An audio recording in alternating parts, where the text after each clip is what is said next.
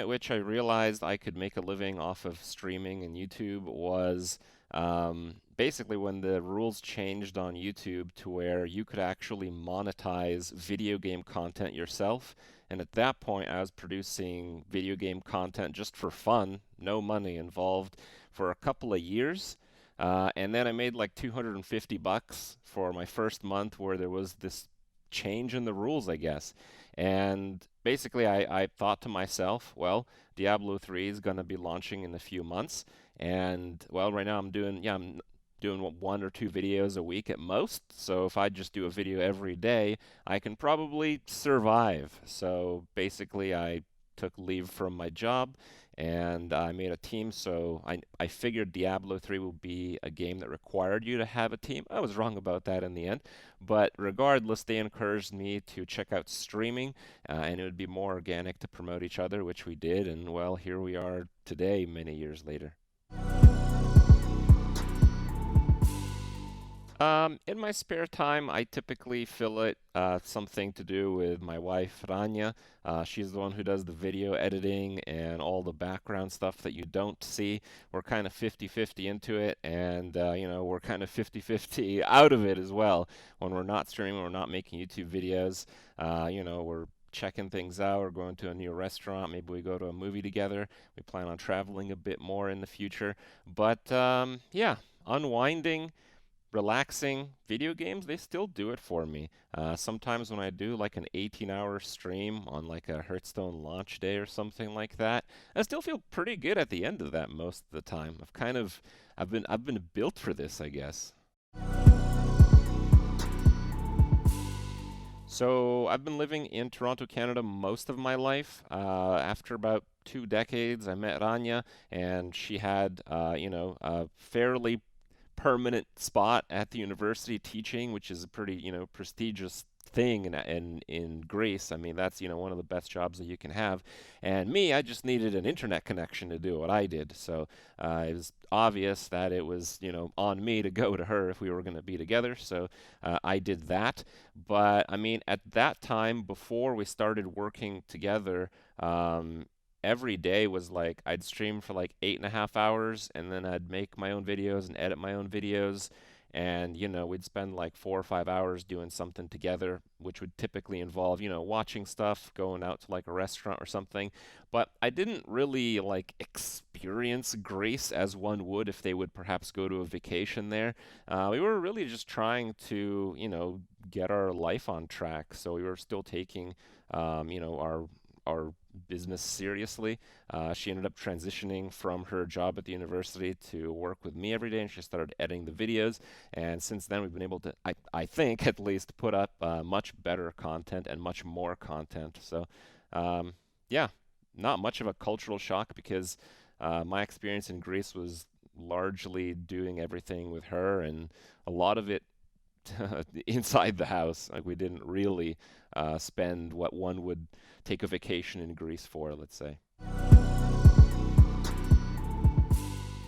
Personally, my biggest accomplishment is one that people might not really understand when I first say it.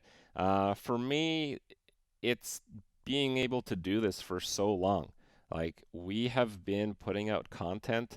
I'm making a living off of it for 7 years, but I've been doing YouTube videos for like 9 years, and people still come and watch them. And it's a big effort to do that. A lot of people don't realize it. Everyone plays games in their free time. Everyone wishes or are already good at the games that they play. But to do this, kind of professionally, you really have to take it pretty seriously. You have to do it more hardcore. You have to do a better job at it. You have to be more interesting, and you have to do that all the time. Personally, I struggle with like sleeping enough all the time. I've had real issues with sleep for like, almost 2 decades now. So for me, I have to like self-motivate myself every time I get up. Every day I get up, I just remind myself, do your best no matter what every day. And being able to keep up with, other people and their advantages and their efforts for such a long period is certainly my proudest moment, I guess. I'm very happy with Hearthstone, but I feel like a lot of the other content that's out there is a lot more censored. Like, people are intentionally trying to stay positive all the time. They're intentionally trying, stay happy about what they're doing all the time. And I don't really have that. I just kind of do me. That's why it's, not that hard for me to stream for 10 hours, 15 hours, 18 hours. I'm just myself. And there's no additional effort that I'm putting through. And with Hearthstone being a game of ups and downs, I ride the ups, but I also ride the downs, and I'm pretty honest with myself. And I think that at least I hope that a decent part of my audience sees that and understands that, and know that I'm maybe not so much salty in the objective sense as maybe more honest. A lot of the time when I'm traveling, when I've done events, people just swarm to meet me. It seems crazy, but it happens. I think my most memorable case of this was, I don't remember the expansion, but I was invited by Blizzard to, showcase and cast the launch of an expansion. It was a nice building inside, but it didn't have much of a personnel capacity.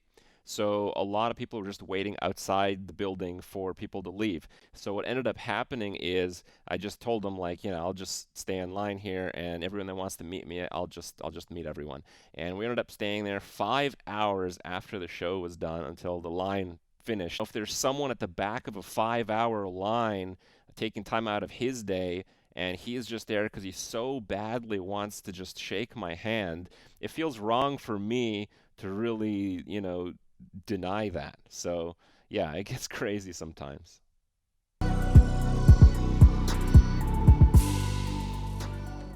So if you're entering the streamer space, you want to become the next big deal on Twitch, I always mention that, everyone plays video games, so you can't just play video games. You have to be a little bit extraordinary, and you also need to be fairly consistent. You don't necessarily succeed from consistency, but you will almost certainly fail without consistency.